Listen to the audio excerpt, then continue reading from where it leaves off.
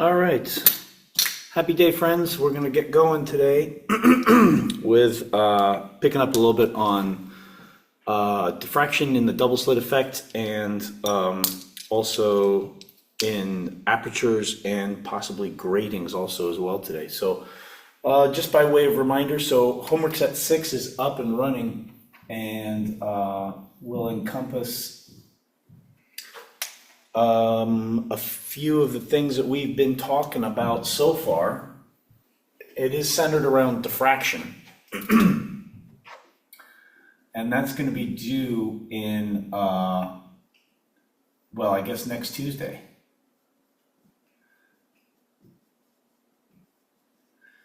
Because next Tuesday is also celebration too.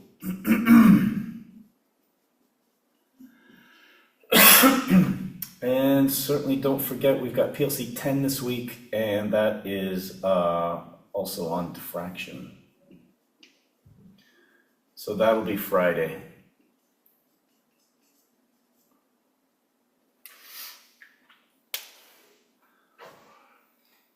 And celebration 2 is going to be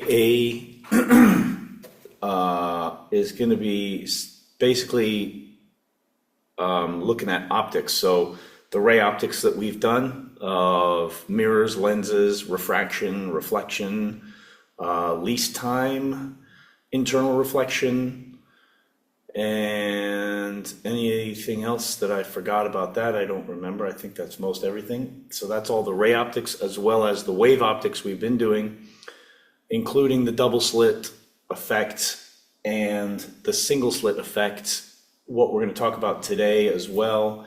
And I think also diffraction gratings, and that's going to be the end of stuff for celebration 2. So it's going to be beams, rays, ray optics, and then wave optics. And that's what we got going. After that, we're going to start moseying into modern stuff, and we'll begin after the celebration with relativity.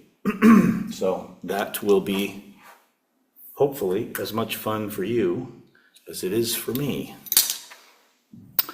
Alrighty, so what we're going to get started with today is looking at more of the double slit interference effects with the diffraction on top of it. So what we went into last time was the idea that the intensities of these things can be multiplied, okay?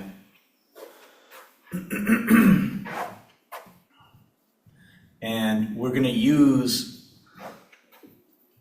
the intensity pattern that we derived for the double slit. We're going to use the one for the single slit. We're going to multiply those together to get the total double slit intensity. All right, so we know that light coming through a double slit like this is going to make a pattern on a screen out here where my center line looks like it's about here. Okay. According to the double slit intensity pattern, the double slit intensity pattern is one in which if you're looking for the intensity at some angle, if you take the ratio of the intensity at a particular angle to the maximum intensity, it turns out to be the square of a cosine. And that angle, I'll just call beta, but that's a shorthand for essentially how you figure out what the angle is that you're on the screen and how the phase is going to change from that. So this is going to be the ratio of it normally would have been 2 pi, right? So it would have been 2 pi d over lambda. But this angle is only half based on what the phasor analysis is, but that's neither here nor there really for us. This is pi d over lambda sine theta. This is for the double slit, and that tells us that if I look at the function, which is just a cosine, then it should look just like this.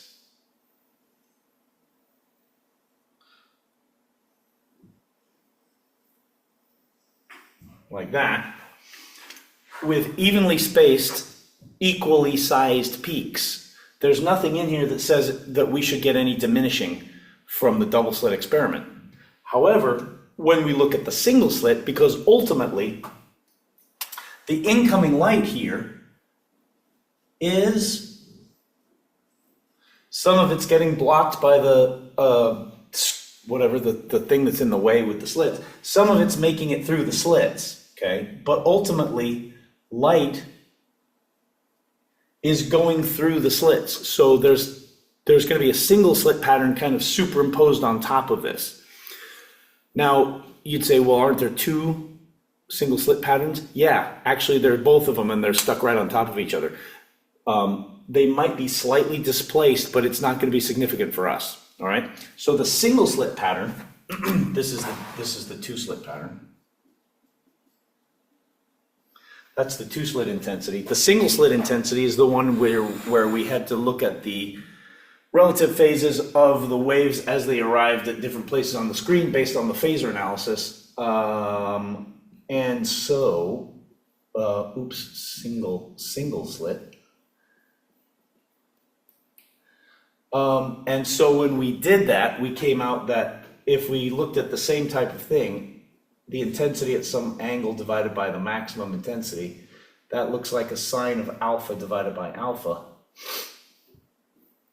squared, where alpha is the same basic idea for the single slit as it was for the double slit, which is that it's pi times a over lambda, which is the ratio of the phase to the slit width and the wavelength multiplied by the sine of the angle that you are examining. So that means you're going up the screen at some angle theta here like that.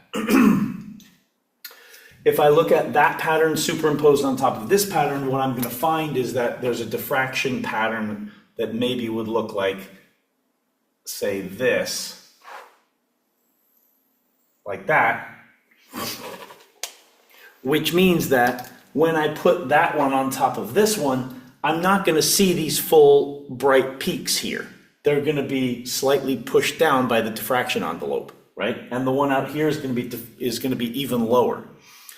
Okay, so and we've seen pictures of this type of thing before, but I got a couple of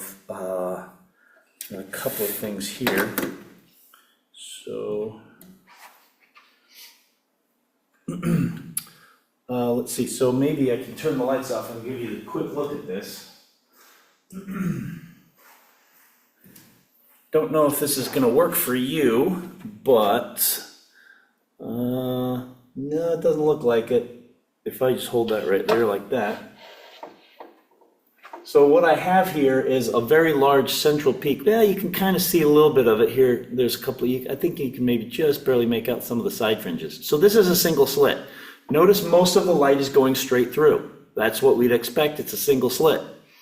Okay. So from the thinking that we have done in terms of the infinity of waves and things like that are going through, we're seeing that this is a very bright central maximum, and then off to the sides, it diminishes rapidly in intensity. Okay. Now, if I take this away, and we switch to one of these double slit ones. Oh, that's cute. This is a single slit also. I brought in two single slits instead of a double slit. Oh well. If we switch to a double slit, which maybe I can grab for you after a little while, but right now I can't, then you would see the pattern of a single slit, like a large central maximum, and then diminishing secondary maxima. But you'd have the small interference pattern within that central peak. All right.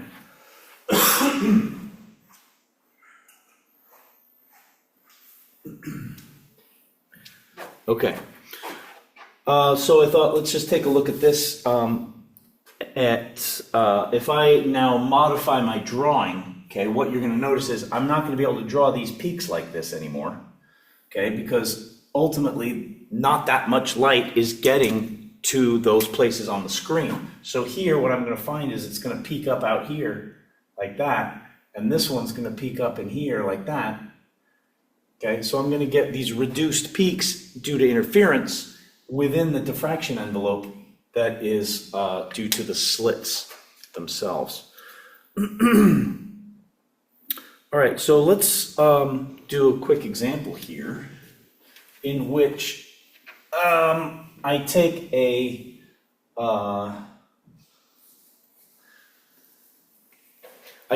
a double slit setup with a known slit width and slit separation ratio, right? This is that D to A ratio that we've talked about before.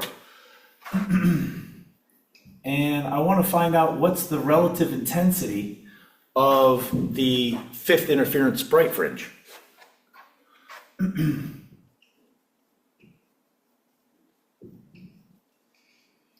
Okay, this is known as, if you were to write this fraction out, it would be the relative intensity.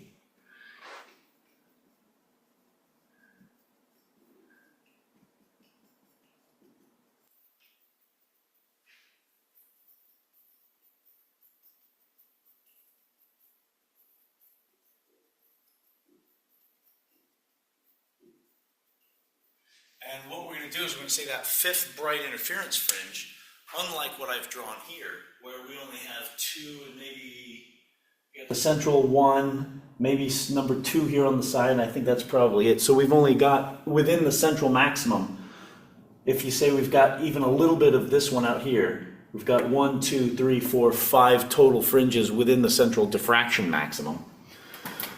In this case, I'm looking for the fifth bright interference fringe, but you can see in this drawing here, this is m equal to 0 for the interference case. This is m equals 1, this would be m equals 2. This problem is asking for 5, so I haven't quite drawn this, but maybe we can redo that. Let's say it's within the central diffraction maximum.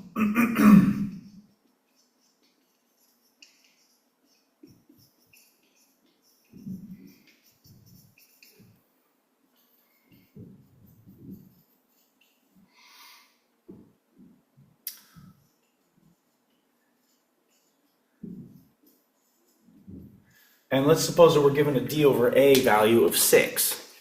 In other words, our slit spacing is 6 times larger than one of the widths of the slit, okay? So let's see what we can find out with this.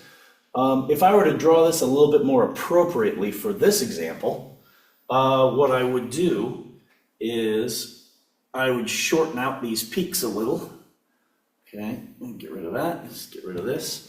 Okay, so now I'm going to try and draw 1, 2, 3, 4, 5, and then 6 is supposed to be about there. So this is what the pattern would look like if it was interference fringes, and I've got 5 total of them, and here's number 5 right here. And number 6 actually should correspond a little bit more to the diffraction minimum. So I'd have to adjust my diffraction line just a touch here, where it would come down like this and kill it off. But idea being that I've got a lot of interference within the central diffraction maximum. Okay. So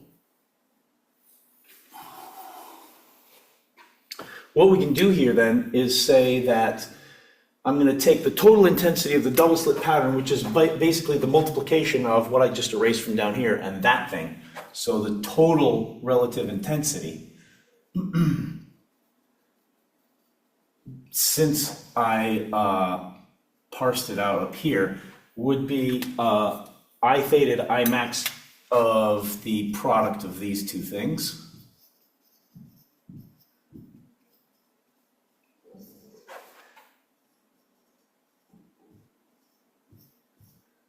Like so. And now it's just a matter of trying to find out how do we get our hands on these beta and alpha numbers, okay? So the beta and alpha numbers are basically relative phases of the waves as they're incident and and they're incident onto the screen at the point what we're interested in. In this case, what are we told? We're told that within the central maximum of the diffraction pattern, there's 5 fringes at least, right? But we're told that the 6th one corresponds to the first diffraction minimum. Remember, this is the condition that we got from looking at where the fringes are located on the screen relative to diffraction minima. All right, what this tells us is that number 6 is of the interference pattern is getting killed by the first minimum of the diffraction pattern. Okay, that means number 5 should be pretty low in intensity because we're almost at the minimum of the diffraction pattern. Okay, we're looking at the intensity of the 5th, and by the 6th one's 0. Okay, so let's see, we should be getting a number that should be relatively low in the diffraction side of things. All right, but check this out though. It is, after all, an interference maximum, which means that the beta number should be big because we're expecting from the interference side of things, it's saying, hey, everything, full, everything. We've got an interference max right here. So this number should be big. Let's check it out and see. Beta is pi times d over lambda sine theta.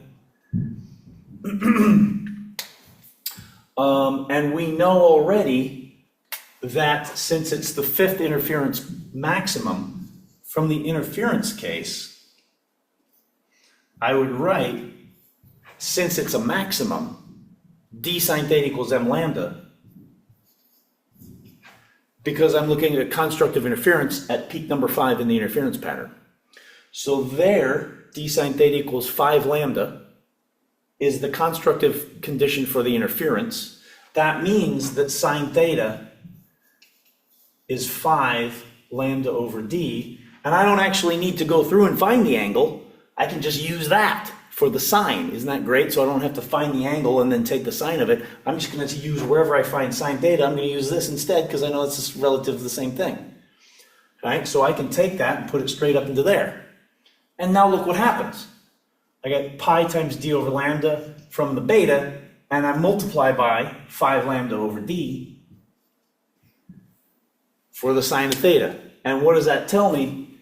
It tells me that the d's and the lambdas all go away, and this is equal to 5 pi, which seems bad for a cosine, but remember it's a squared cosine. So this is going to return a maximum, and it has to, right? It has to, because we already know we're at a bright fringe. So interference-wise, this should return a 1, and so it does.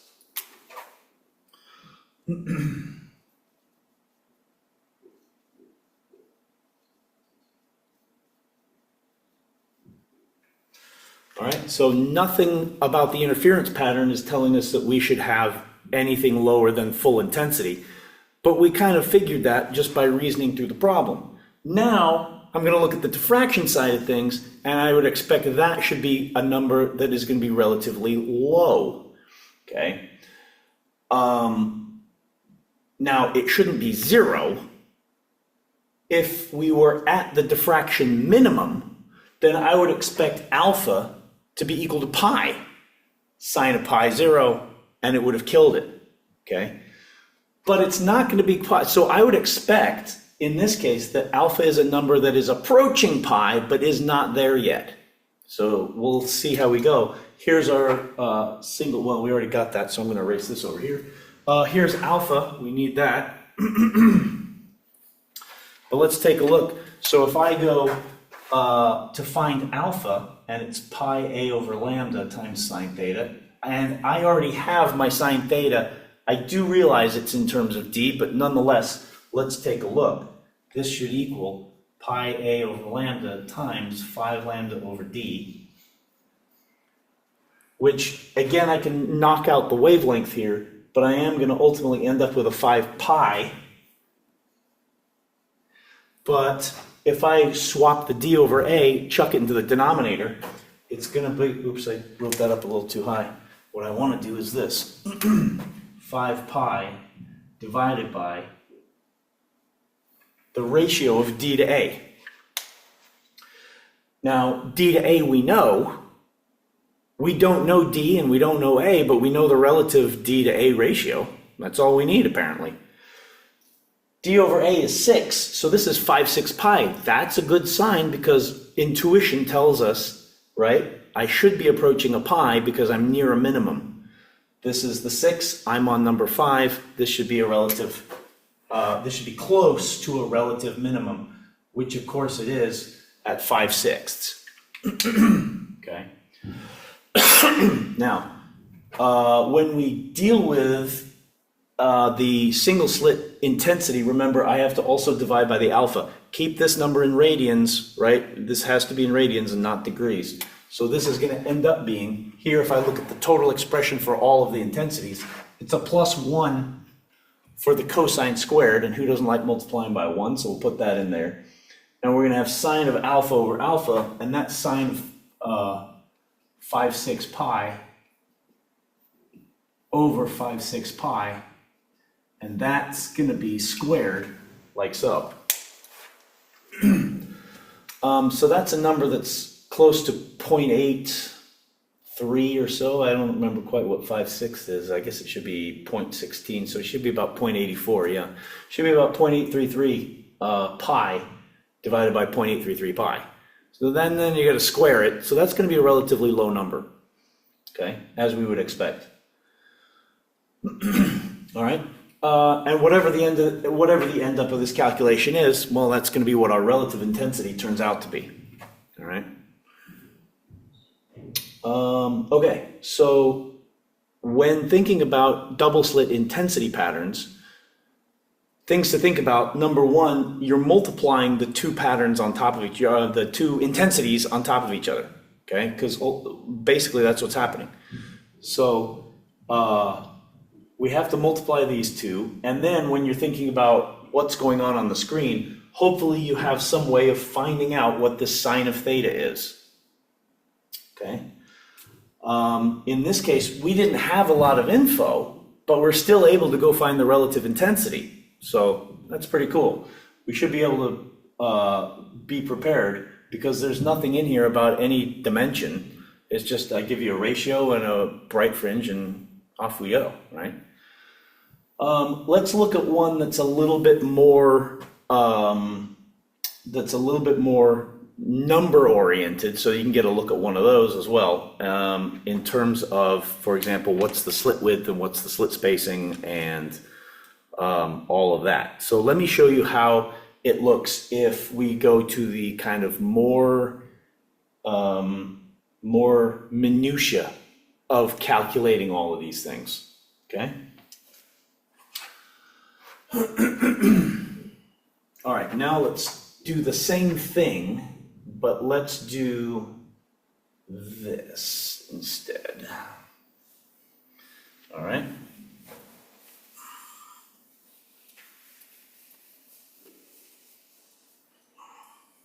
So here, I still want to calculate the relative intensity, but now I'm going to give you some more info about the actual setup. Okay, so for example, suppose that I just jotted some numbers down here, so we'll just get this going. Suppose that we've got a slit width when,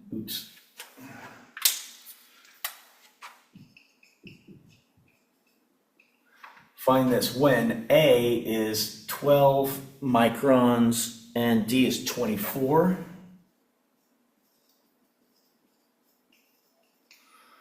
And what do we have here? Lambda is 600. We're illuminating it with wavelength of 600 nanometers. D, the screen, is 4 meters away. And I'm measuring at a point on the screen, and I haven't told you what the point is, right? But I'm measuring at a point on the screen which is 70 centimeters up from the central maximum. What is that point? We're probably going to have to find out. But with all of these numbers, I'm going to need to figure out, okay, well, what kind of intensity am I looking at? Where in the interference pattern are we? Where in the diffraction pattern are we? These are all questions that we would want to know. Now, note that in the previous example, I told you we were on intensity, we were on interference pattern bright fringe number 5, and we were within the central envelope of the diffraction pattern. Okay? You don't have any of that info here, but rather what you have is measurements telling you where you are, and now we have to go figure out, okay, what does that mean in terms of what intensity, brightness am I looking at, and what fringe are we looking at, and what diffraction intensity are we looking at? Where is that on the diffraction pattern? All right, so we're going to go through and do all that right now.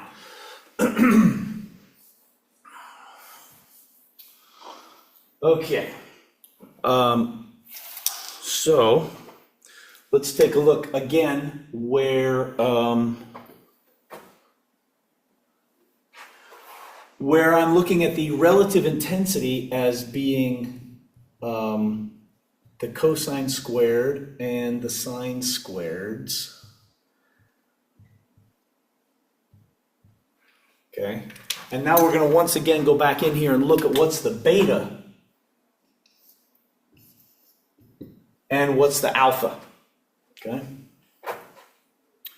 so we'll start with beta. Beta being pi d over lambda sine theta. So once again, we'd be interested in saying, well, what's the sine of theta? Okay, in this situation, remember that when we're talking double slit and screen, we're saying, all right, it's this angle here, right, that we're going up to.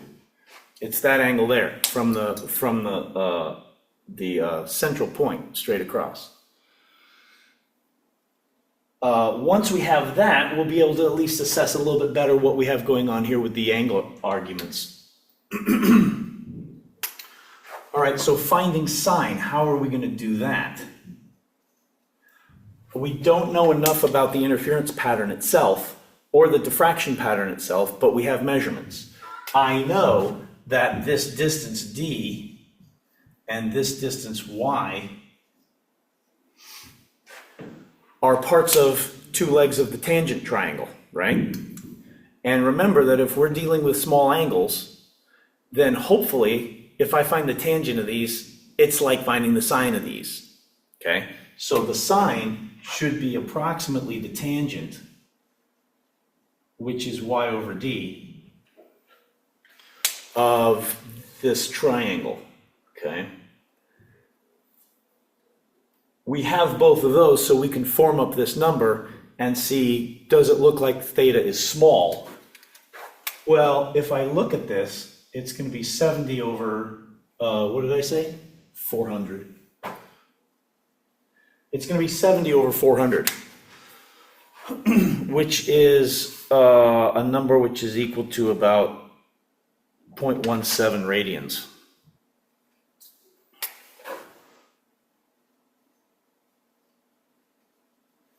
Okay, so I've got 0.17 radians. Now, if you take 0.17 radians and you put it into your calculator and you say, what's the tangent? And then what's the sine? You should say they're about 0.17, at least to 2 digits. Maybe the third digit might actually even be to the third digit. If you take the third digit, which is apparently a 3, then they should be really close to each other. Okay, and they might even be in the fourth. So I'm going to put a 3 in here because I realized I left that off.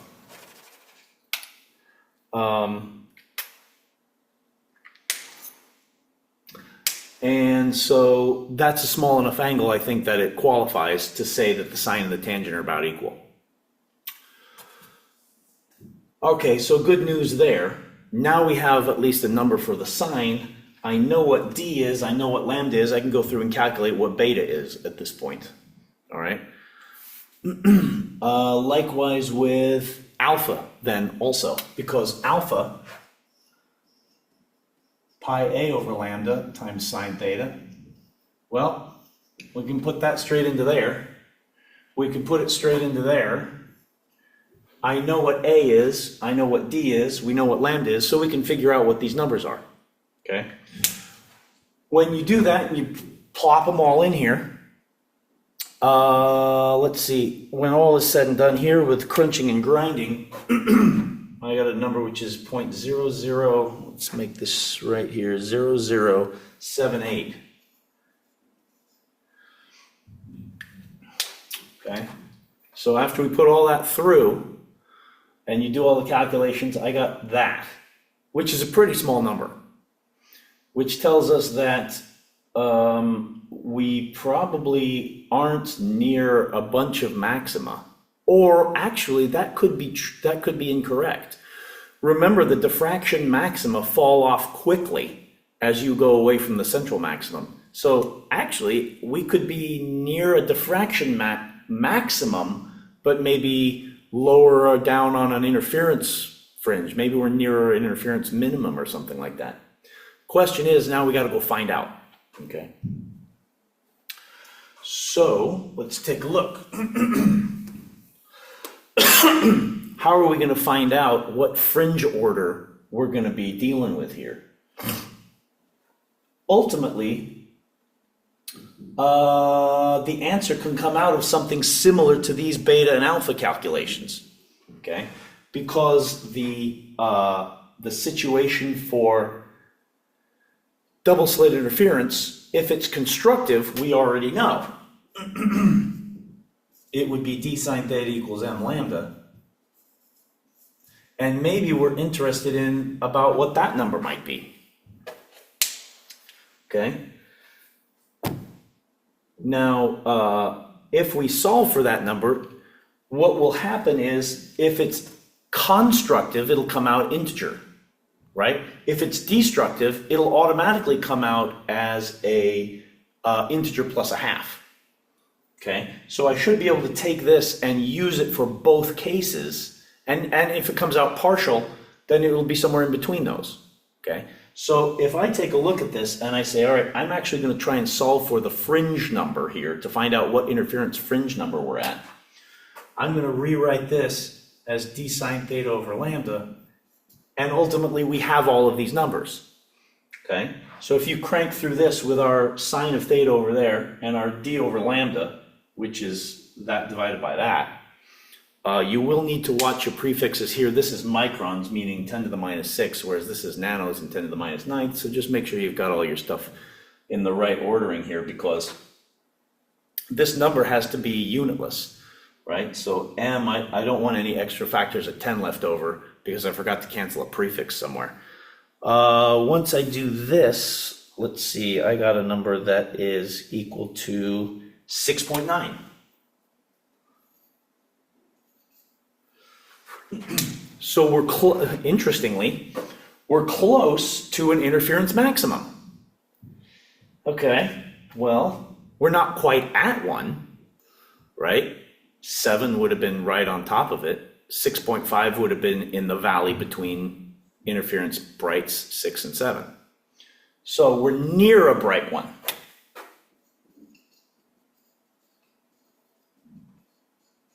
Whoops, bright.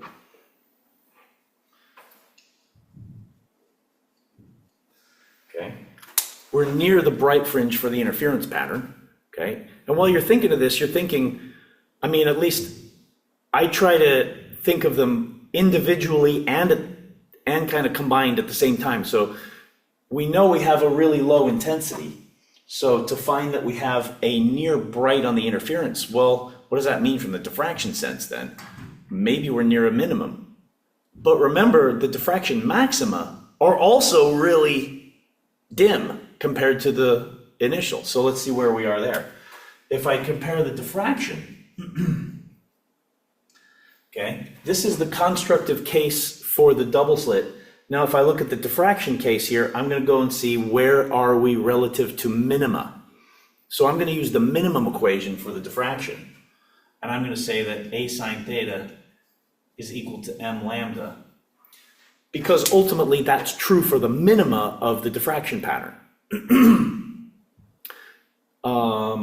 And then once again, same process, I'm going to solve for m, the order number, and see if I can figure out where is that relative to maxes and mins. So if I solve for this number, what did I get for this number? This number is about 3.5, almost 3.5.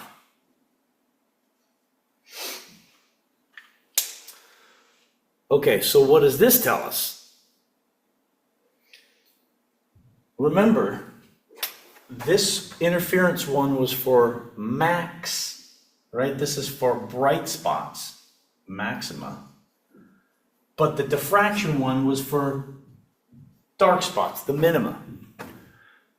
Had this number come out to be a whole number, an integer, then I would have said, oh, we're close to a diffraction minimum. But in fact, it's close to a half integer number, which means we're close to a maximum, which is pretty weird. But look at this. It's the third. So this is 3.5. So let's think here. If we are at 1, if this number had come out 1, we would have been at the diffraction minimum number 1. If it's at number 2, we're at diffraction minimum 2. And if we're at 3, then we're at diffraction minimum 3. But in between those is where the maxima are. So in between 1 and 2 on the diffraction minima is diffraction maximum number 1. And we already calculated, or at least I think we did. Yeah, I think we did. We calculated the relative intensity of the first diffraction maximum outside of the central pattern, right? The central peak is bright. The first maximum outside that is, it came out to be less than 5% of relative intensity compared to the maximum. So when we calculated I to I max, when we were at the first diffraction peak outside the central peak, it was less than 5%. So this is falling out quickly because we're at the third maximum, right? Aren't we? Because 1.5 would be between 1 and 2. 2.5 is between 2 and 3. 3.5 is actually between 3 and 4. And these things are dropping rapidly. So this is close to the third diffraction maximum, and it's between the minimum number 3 and 4. But when you get out there, the intensity drops so quickly that you wouldn't expect this to be a big number anyway. So what's the funny thing here is, actually, this is a number which looks small, but look what's happening. We're near both maxima. Therefore, the fact that this number is small is due to the diffraction and not the interference, because the interference wouldn't care. Interference would have been full no matter what. Okay. All right, good times. With that, now let's move to finding a little bit more about centrals. All right. What do we got today? We got Tuesday, Wednesday, Thursday. All right, so let's do another one. Yep. And we're gonna get rid of this, and we're gonna get rid of this. Okay. So here, let's do another one in which, let's see. Let's just do this one. This one, I'm gonna be honest with you here. This stuff seems pretty easy, right? I'm gonna take a look at this example. However, I am a trained professional, so it does look easy maybe when I do it. I definitely encourage you to practice this, especially when it comes to conceptually keeping track of what's happening with the interference pattern and what's happening with the diffraction pattern, okay? Try your best to keep those separate when you need to, like we did in this one, but then put them together when you need to. All right, so let's take a look at this. Let's suppose that we have 11 interference peaks inside the central diffraction maximum.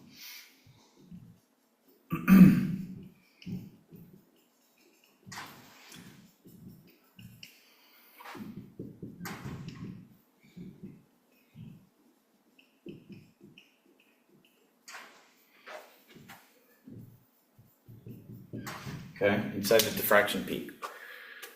Question is then, how many interference peaks do we have in a secondary diffraction peak?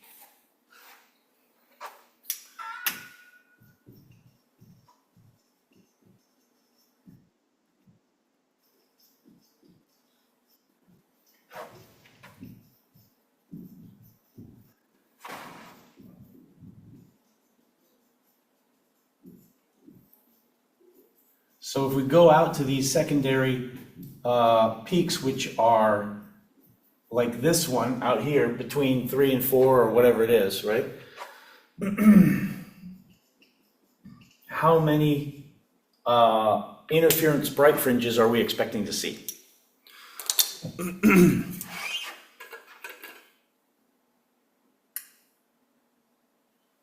So again, seems like a straightforward, simple problem. And it is, but with all of these, making sure that you're keeping what you need to separate from what you don't need, okay? And keeping the interference bits and the diffraction bits separate when you need to, and understanding how they fit together, okay? So take a look. If we were to draw this, which I definitely encourage as much as possible, instead of drawing it sideways like this, I'm going to just rotate it and draw it normally. Well, not normally, I'm going to draw it horizontally. So here is, for example,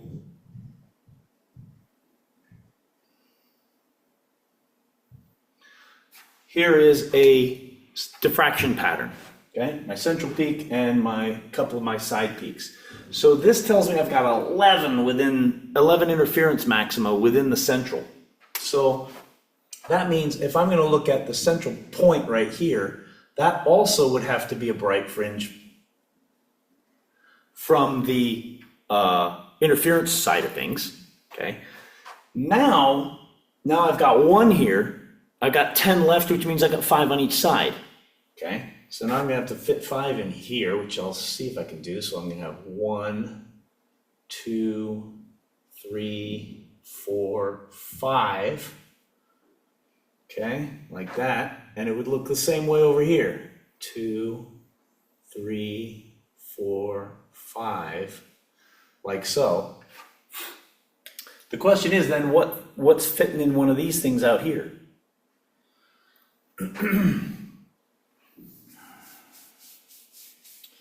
If I've got 11 lying within the central diffraction maximum, then I have interference 0 for the central, 1, 2, 3, 4, 5, like that.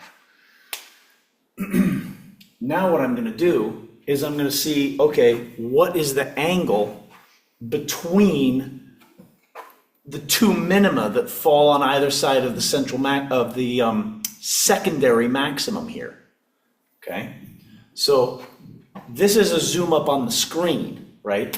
Really what we're doing, if I were to draw it normally, is that pattern would have been shifted and rotated and put onto the screen here.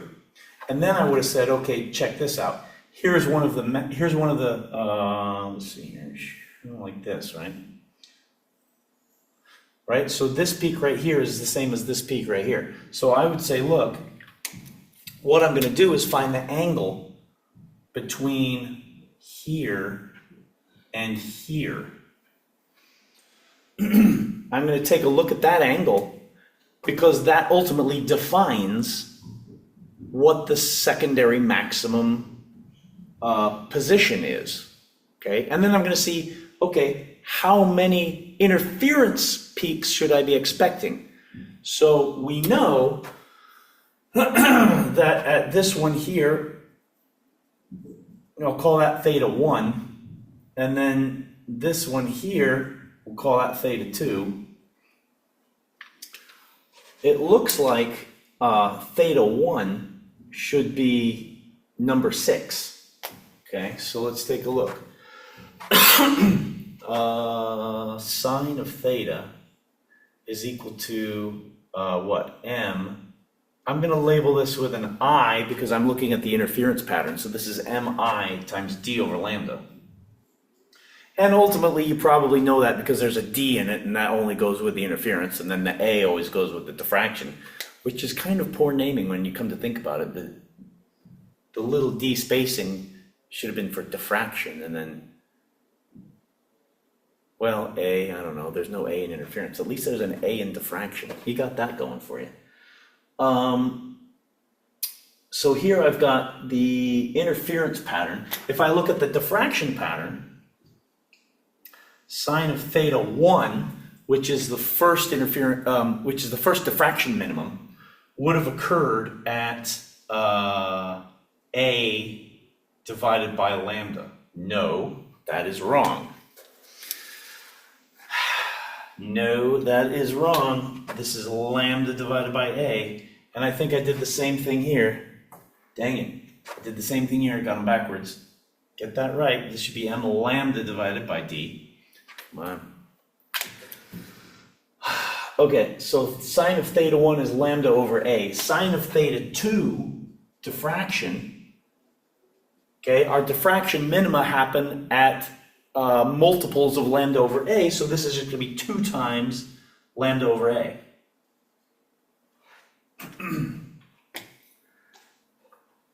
Okay, now, since we know that whichever sine of theta is either 1 or 2, if we know that d over A, okay, I can count these peaks up, and I know that d over A is 6, because number 6 is the next thing that would have happened, but now, in the interference pattern, the next thing that would have happened is running into the next thing that would happen for the diffraction pattern, which is a minimum. Okay, so number 6 happens here. Oops, that's way too big, but nonetheless, maybe you can kind of see it a little better, right? Number 6 would happen there, and that's how this ratio ultimately comes about, right? It's like taking these two things and dividing them, okay? So the one that is getting extinguished essentially gives you the ratio of D to A. That means that when I go to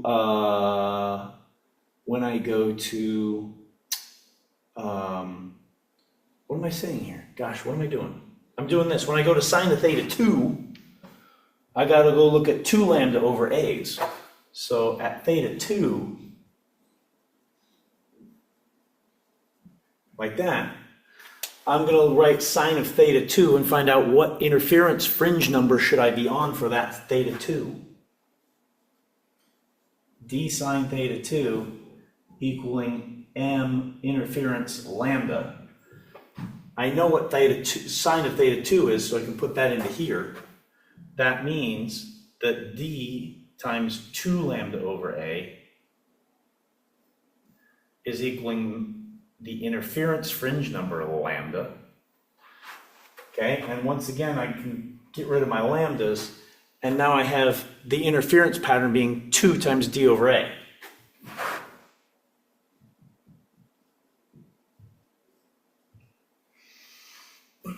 All right, so that's the interference fringe number that I would have been on here. All right, so my interference fringe number is MI equals 6 at the first diffraction minimum, and MI equals 12 for the second diffraction minimum. So 12 minus 6 is 6, right? Great. Hold it. You don't see either one of those. So again, this is where carefulness is going to be your friend. Count them. How many interference peaks do I have between 6 and 12? Well, I've got 7, 8, 9, 10, and 11. That's 5. Okay, so there should be 5 total interference fringes within the secondary diffraction maximum. And if you think about how that relates, that's exactly what you would expect if you look at half the diffraction peak. Okay, notwithstanding the central maximum of the interference pattern, if I go out to the side, I should be able to count 1, 2, 3, 4, 5, and that's how many peaks occur in every other secondary diffraction maximum. All right, so the answer here is 5 total.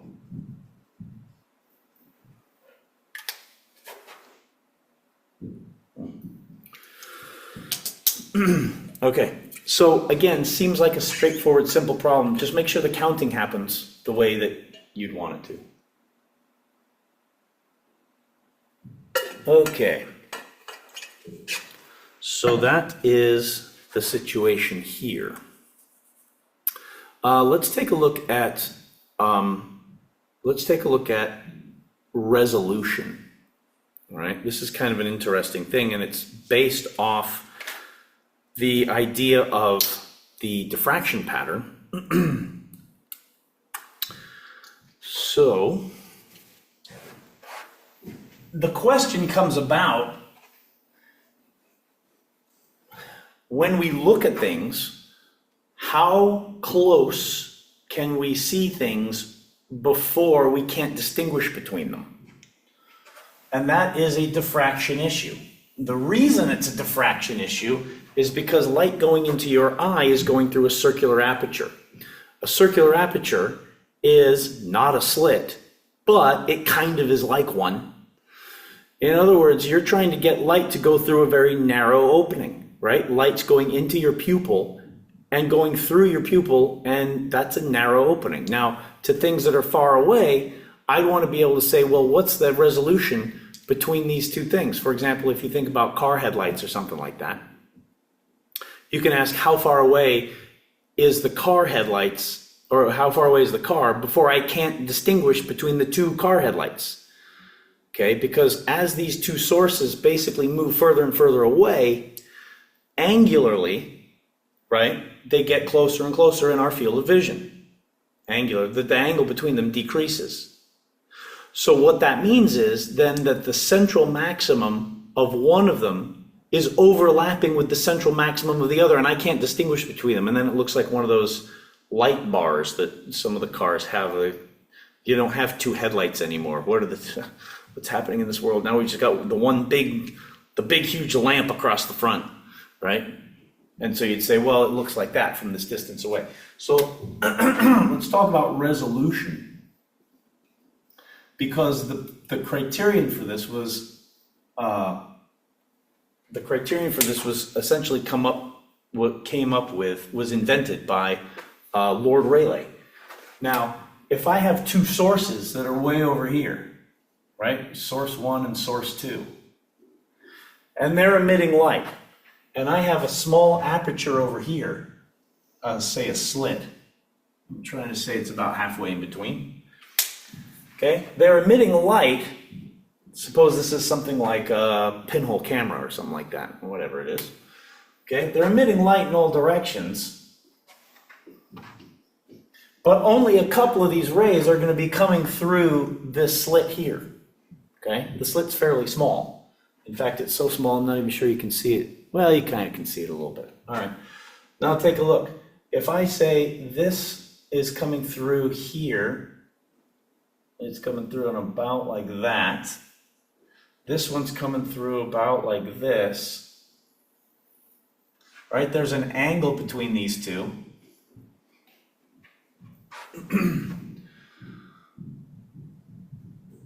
Such that because light's going through a slit, it's going to make a diffraction pattern. Okay? So what's going to happen is if I have a screen here, this is a screen, then I'm going to get from this one here,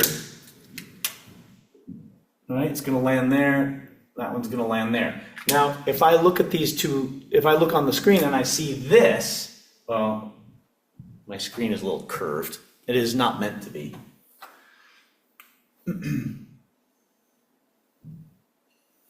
Okay, maybe that's a little better.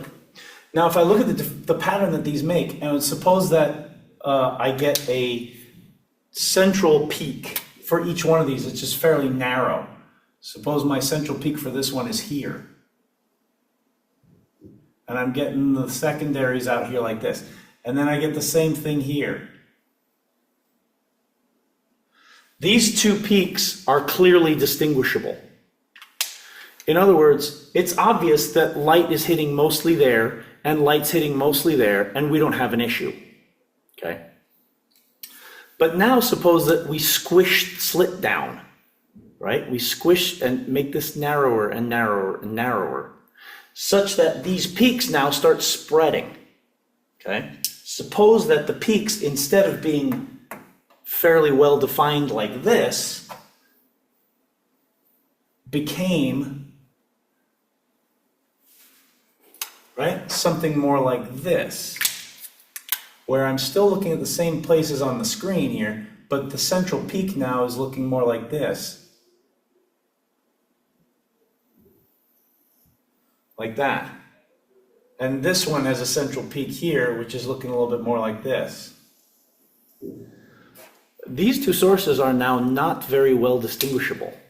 It's close. This is about as close as you can possibly get it the way I drew it here. Because look what's happening.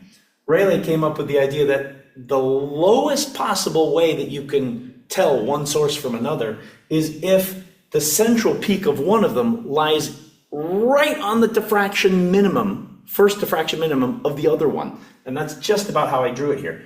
The peak lies about here. Well, I was close. I tried to. Yeah. Right? And the diffraction minimum would happen right on top of it. Right? Almost. I almost did the same thing here. Almost is not good enough. No, we'll just make it right there. Right? So if the peak of one lies in the first diffraction minimum of the other, that's the last possible angle. That's the minimum possible angle that you can potentially resolve these two things. Okay? You'll still see kind of a bright thing and then a bright thing. And you'll kind of say, it looks kind of like one bright thing. After that, you're done, right? So if it's outside that angle, no problem. As soon as it gets close to that angle, you're going like, whew, I don't know. Okay? So when we look at slits, the resolution comes about because we want to be able to distinguish one source from the other one. Okay? So take a look. We have to modify this just a little bit, because if this were a slit, that would be no problem, right? So the last possible resolution, all right? So this is known as Rayleigh's criterion.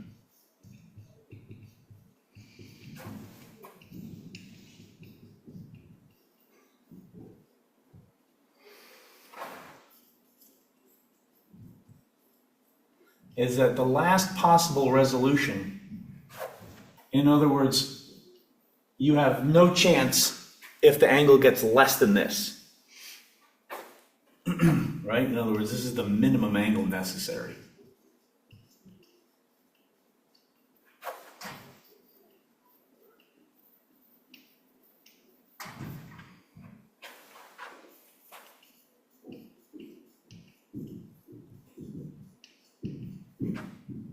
So that happens when the central peak of one lies in the first diffraction minimum of the other one.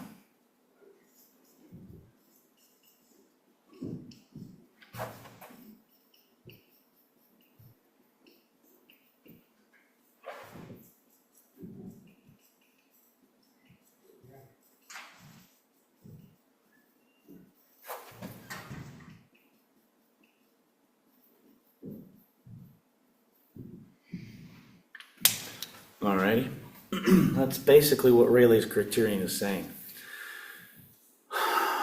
And hopefully that makes sense. And even that is a pretty minimum, that's a pretty minimum criterion right there. I would feel a little better if I got a little bit more than that, but I guess we don't. Okay, so if this was just a slit, and if our eyes were slits, like a reptile, and this actually is a really interesting thing to get into in terms of what do other creatures see based on their pupil. Now, the pupil, the slitting, right, of the reptile, or a cat also gets kind of slit eyes too, doesn't it? I think so. But anyways, point being here, and goats. Have you ever seen the goat pupil? That's freaky. It's a rectangle. It is really weird. It doesn't look like it should be natural, but okay. If this was slits, then the minimum angle, let's call it the theta minimum here, right? This minimum angle would be approximately lambda over A, because that would be the angle between the central peak and one of the first diffraction minima, right? So all I have to do is find the angle from the central peak to the first diffraction minimum, and then the other peak is lying right there. So for a slit, it's about equal to this, okay? No, I mean, it's not about, it should be exactly equal to it, because that's yeah, we can do better than that. All right, equals, like so, okay? Because we know what that is. But now, if we're gonna deal with like normal eye pupils, which are round and not weird ones. So for a circular aperture, we have to modify this a little bit because those are not really technically slits. So we come up with a way to find an effective slit thickness, a slit width for it. Okay, the slit width. Now you're dealing with something that's for a pupil, for a hole, or a circular aperture.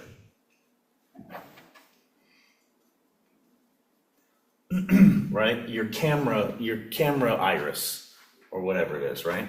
For the camera. For a circular aperture, we're gonna say that the slit width, A, is approximately, you have to take the diameter and kind of knock it down a little bit, okay? The slit width is D, this is the diameter of the circle, divided by some arbitrary number. It turns out to be that this is 1.22. So that because the diameter is just, you can't have a slit that's the whole thing, it's just a geometrical factor, all right, that turns a circle into a rectangle, basically. So what that does to the angle then is it makes it slightly bigger, because ultimately the circular aperture is slightly wider than the slit, so the angle is slightly bigger, the minimum angle is slightly bigger. All right, so for a circular aperture, the minimum angle then turns into 1.22 lambda over A.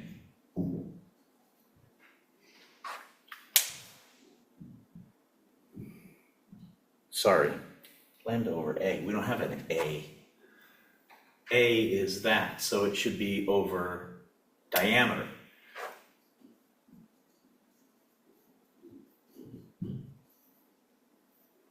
I'm refraining from using little d for the diameter here, or capital D, so I'll just write out diameter for you. Now, this is useful when we're dealing with things like, say, microscopes, okay? The light entering the circular aperture of the microscope, maybe it's really small and then all the other ones are bigger, such that the first one might be the limiting one or something like that. Or maybe you have really big ones and then you have really big apertures on the microscope and then it gets your pupil and your pupil's small and maybe that's the limiting one. Who knows? But let's suppose that we have light coming through a microscope and we're illuminating it with a particular color whose wavelength we know because we can do that kind of thing. And we're looking at it, let's just say it's our let's just say it's our pupil. How big is our pupil? A couple of millimeters, right? So let's say the apertures for the microscope are large, but our aperture is small. So let's do this. Diameter though, not radius. How big is a pupil?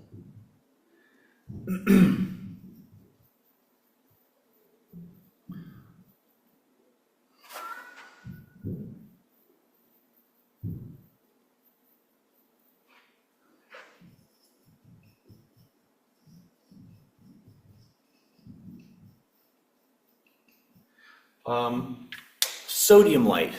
Sodium light, if you have recently been to the area in San Jose, which is around, I think it's around Mount Hamilton, they use street lights, which are a very particular yellow. It's because it's due to sodium. Sodium has a very particular yellow to it, which is a well-known wavelength, 589 nanometers. And they use that because then the telescope, which is affected by a lot of the light pollution of a city that it's sitting right near, right? You can then block that wavelength from the light that's entering the telescope. So it's a nice way for the city to say, oh, let's try to reduce our light pollution in the telescope, which is a pretty cool scientific object here, right in the middle of our city, and so it can see better. So they made all their street lights the same wavelength, so that wavelength can get blocked. Let's say we're doing this, and let's say our pupil, we're looking at it with our pupil, the pupil diameter. What's a pupil? What's the diameter of your pupil? I feel like it's pretty small. Is it it's not a centimeter. Maybe it's a half a centimeter, maybe 5 millimeters diameter. Diameter is, boy, 5 millimeters in diameter? I don't know, it feels like it should be bigger than that. Let's make it like 9. Let's say pupil diameter is 9 millimeters. Maybe it's a dark room and your pupil's dilated. That feels a little big. Well, yeah, that is a little big, but that's okay. We're gonna do this way. So what's the angle here? So the minimum angle of resolution is essentially just the usage of this Rayleigh's criterion here, which would be 1.22 because it's circular times 589 nanometers over 9 millimeters. Naturally, you would want to change these into appropriately prefixed numbers rather than this, but you can see this is going to be a pretty small angle, right? This is going to be 589, and that's 10 to the minus 9. Or you can just say it's 589, and this is a number which is 10 to the 6th of those, 9 times 10 to the 6 of those. So this is going to be a number that's close to like a half, or half-ish, right? So it should be around there. If we punch this in, let's see here, what do we get? And then you got to multiply by that. So I got a number that's around 8 times 10 to the minus 5 radians. 8 times 10 to the minus 5 radians.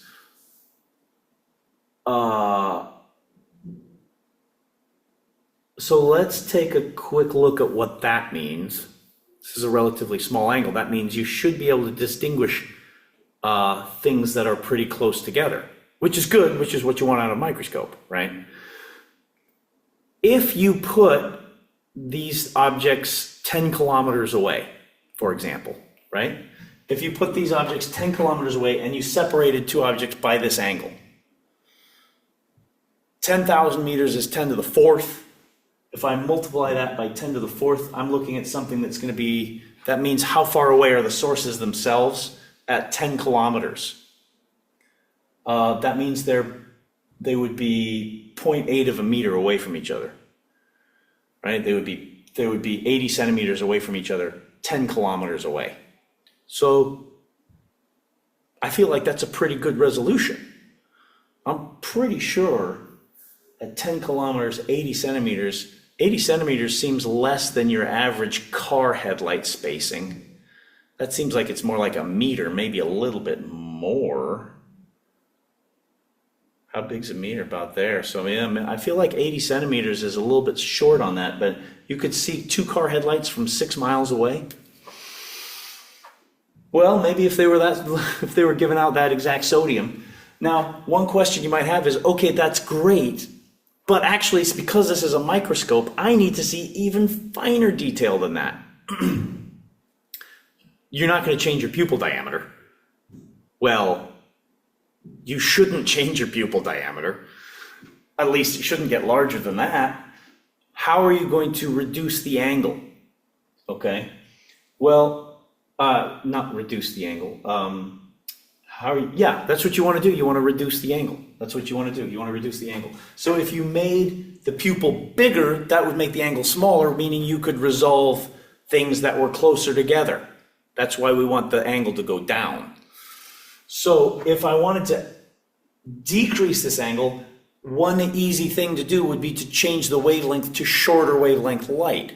So if I put this under a bluer light rather than a yellow, say a blue is 450, right? Or maybe even if you can see a 400, 410, which is really hard to do, at least for me. If you can see like a 410 nanometer, then you're going to be able to distinguish things that are closer a little bit better under the blue light, if you can see them at all. So to reduce this, you have one of two options. To reduce theta minimum, that means that I can resolve objects that are closer together, okay, which is good.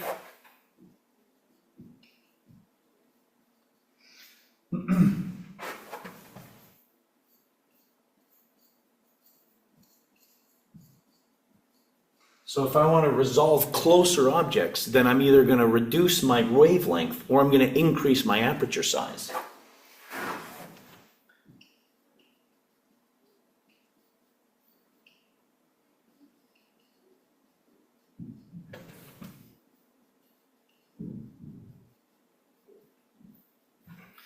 Okay, so and that's directly down to the diffraction effects of the wavelengths, right? We're talking about, if we're talking about decreasing the wavelength, when you have a specific slit size, we can go back and do a little bit of single slit reasoning here.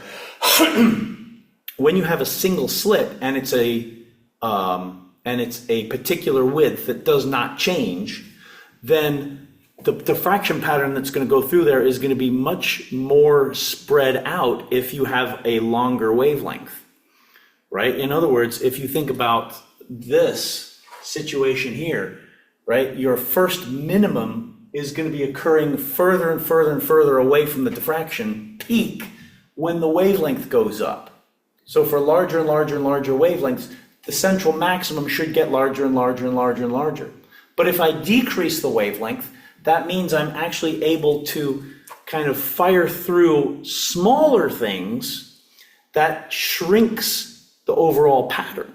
Excuse me, that shrinks the overall pattern, makes the central maximum more narrow. And when you get more narrow central peaks, then you're back to kind of the first drawing that I did here, where I have kind of a peak up here and a peak down here, and I'm able to resolve those fairly easily because there's that peak and it's mostly concentrated in that area, and this one's mostly concentrated in that area, and I've got no problem seeing between the two. It's when you get them really close to overlapping, right, that we start having minimum resolution issues. And so to resolve things and make it so that we can see even closer space, you just drop the wavelength, and that narrows the central peaks, so it pulls them out together, and you can see, oh, that was there and that's there. And maybe it's easier to see under a photograph because we don't tend to react very easily to blue light. It appears very dim for us. We don't get a very big signal off that. Okay, so what we'll do as of this point is to say that tomorrow we will talk about diffraction gratings, and then I think that's going to be basically it for and we'll probably need tomorrow and a bit of Thursday to talk about diffraction gratings, but we'll look at those. To this point, we've done the single slits, we've done the double slit modifications. Now we went back and looked at our double slit stuff and put the single slit on top of it. Now we've looked at minimum angle of aperture resolution, and tomorrow and Thursday we'll be doing diffraction gratings, and we'll roll into the weekend with a lab, and we will hit the celebration on Tuesday of next week. Alrighty, sounds good. So with that being said, I will call a halt for today, and we'll pick up with diffraction gratings starting tomorrow. All right, see you later, everybody. Happy day.